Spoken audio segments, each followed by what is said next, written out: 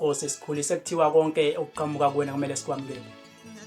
Yebo Nkosi, lesi siphiwo engisamukelile ngeyami inhliziyo, kodwa angikhuluma iqiniso, okubuhlungu ngaphakathi ekujuleni kwenhliziyo yami. Ngimphethe ngizami izandla Nkosi, kodwa kunzima nokumdlalisa ngimgeza kulesi simo akakusona. Ngiyambona emehlweni ucwebe inyembezi, uyafisa ukuphumela ngaphandle naye uyodlala. Ngiyambona ubontanga bakhe bedlala beqhoshwa inhlamvu yelanga ngaphandle, naye ngimbona unazo lesifisa sokudlala njengabontanga bakhe ngaphandle. Inkosi, lesi siphiwo ngiphe sona kunzima ukusamukela, kodwa ngizosamukela.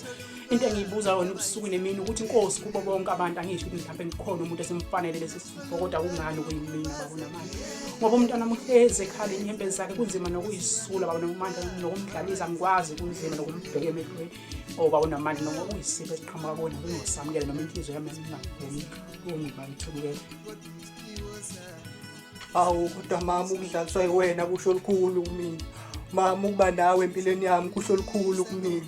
Mama, ngicela ukukhuluma iqiniso, khona bengifisa ukuyodlala nabanye abantwana ngaphandle, kepha kunzima.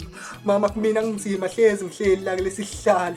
Awu mama, uzungakhali kakhulu, uNkulunkulu uyazi ukuthi ungidaleleni ngoba nginje.